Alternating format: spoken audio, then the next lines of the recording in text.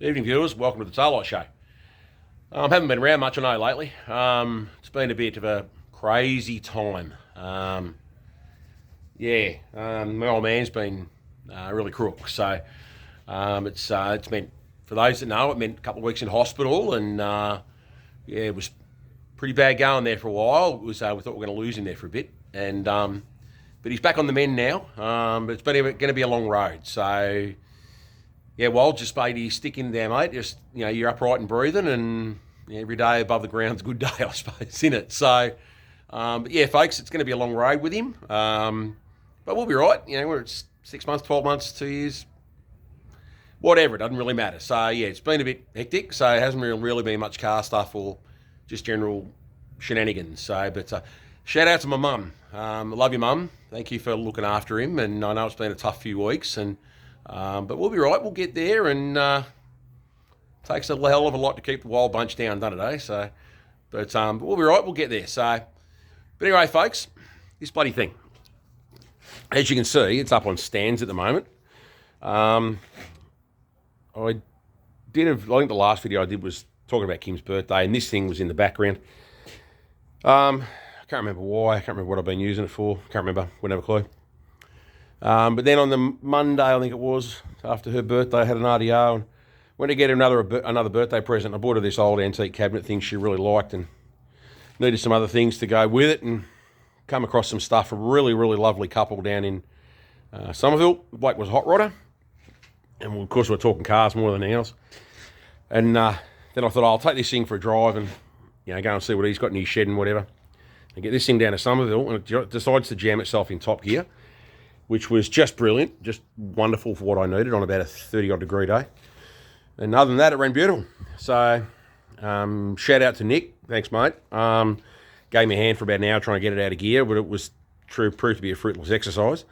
And I drove this thing home about 45, 50k in top gear. Was not a lot of fun. 82-year-old car, 82-year-old gearbox, 82-year-old engine, drum brakes, and modern day traffic with fuckwits behind the wheel. It was, anyway, we sort of come home the back way, but we got it there, clearly. Actually did better than I thought, but thought it would have been a selector problem. I did a bit of research and worked out, it is a selector problem. Shout out to Mick Nielsen down in Geelong, mate. You're an absolute top bloke, mate. I can't thank you enough. Mick actually helped me out with some bits and pieces for this thing to try and get it fixed. So, I don't know, about a fortnight ago, I sort of got half enthused, and I pulled the side out of the gearbox, because on these things, they're what they call a side loader, as opposed to a top loader. All us Ford blokes know top loaders. Just mind the jerky camera here, folks. Pulled the side out of the gearbox to have a bit of a look, thinking it was a selector problem. And I don't know if you can really see. I don't know if this is going to really come up on that camera. I don't know. Probably a bit dark in it, really. But anyway, you can sort of see in there, folks. I got that bit, if I get my finger to work. It doesn't really matter. That bit's sort of there, in the middle of the frame sort of thing there. That's a second and third selector. That's what failed. Excuse the reversing of the camera again, folks. I'll get my old body out from underneath the old car. They got on the second to third, they got like a tube that goes backwards and forwards, like, it's good action in it. Yeah, it probably suits me. They got a tube, selector hub that goes backwards and forwards. It slides between second and third gear. And in there, on those little selector hubs, they've got these little tab plates, and they're designed to line up the synchros. And the problem with them is they break the little tab off, and the little retainer on the tab comes off after 80 years of slamming the gearbox in those. And the little plate comes out, and when it comes out, it hits the synchro and bends up at 45 degrees. Well, as soon as it bends up at 45 degrees, the selector fork's jammed. Hence, jammed in top gear. So, the only way to fix them properly is to pull the whole gearbox out, pull the whole gearbox apart, and put a new set of selector plates in it. Guess what? I ain't doing that. I actually pulled them out and went fucking chuck over my shoulder. Did a heap of research, and I worked out you can drive it. A couple of guys in the States told me, a guy by the name of Brian, told me you can drive it, you just got to double clutch it everywhere. like a non-synchro gearbox. So if I wasn't swearing at this gearbox enough already with it crunching its head off, as you probably can attest to, those that remember the video when I was going down to Walls Place in April to put a drop axle in this thing, it crunches its head off. I don't know, is it going to do it worse? Is it going to be any better? I don't know. I'm just going to put thick oil in it and drive it and just double clutch it. And as I also said in that video, the thing to do with these, you put a T5 gearbox in them out of an EL to EB 6-cylinder Falcon. So if anybody's got one line around that they want to get rid of for beer money, let me know, because I don't have a lot of money to spend on this thing. Thanks very much, RBA, you pack of fucking assholes. And the best thing to do with these, you put a T5 gearbox in them out of an EB to EL 6-cylinder Falcon. Fixes all these problems, makes them a proper floor shift, gives it an overdrive gear so they'll sit on 65 mile an hour all day along the highway, and makes them a brilliant car to drive. It is a good car to drive. It's the only issue I've got with this thing. So if you've got one kicking around under your bench, let me know. Give me sing out. I'll even come for a drive and I'll bring the beer. I'll even bring two. But yeah, so that's the issue with this thing at the moment. I pulled it apart the other week. Haven't done any more on it. Frankly, I just couldn't really be bothered.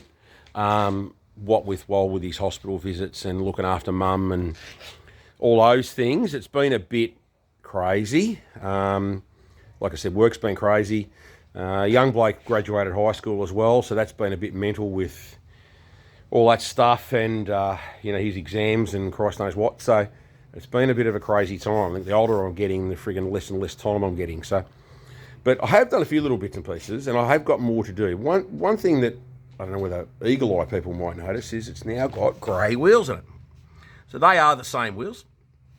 I just painted them, and that's actually a Colorbond colour, which is the same colour I painted the engine. I just felt there was too much grey on this car. So, grey. Fuck me. See, it shows you how tired and exhausted I am. Too much black on this car, so I added some grey to it. The reason I went grey, everybody else has got bloody red. And I'm not a fan of red, to be honest. And it's got some nice, Art Deco-y style trim on this. I painted the engine grey when I got it back on the road a bit over 12 months ago. I am going to do the interior, though, as well. If you look in there, if you can see, there we go, we can see. The carpet and the seat cover, and that's black, but those door trims over there and those side panels in the back here are all brown, like the original colour. I'll do those in the same colour grey that these were. That these wheels are, so that'll all sort of tie it together.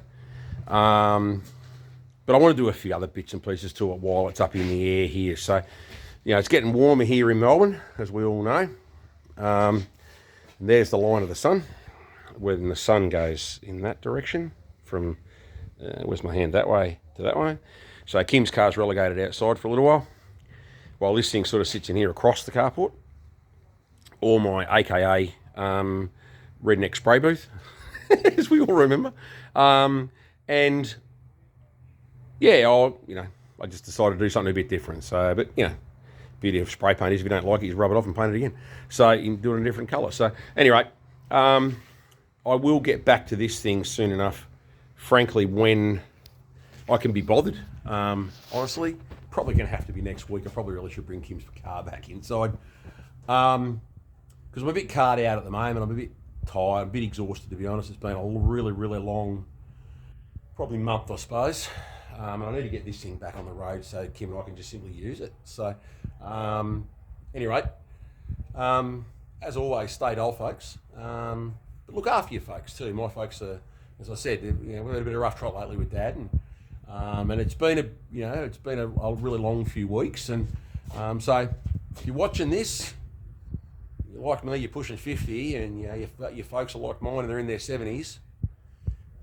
Turn this fucking video off and go and call your folks and just say, "G'day, how you going?" Just say, Brett said to say, ring and say hello. So, look after them. It's a bit of a wake-up call for probably all of us, I suppose, a little bit. That you got to sort of look after each other a little bit, and none of us are getting any younger, are we? So, just look after each other, look after yourselves. Look after your folks, and I'll catch you when I can be bothered again, I suppose. Stay dull, folks. Be good.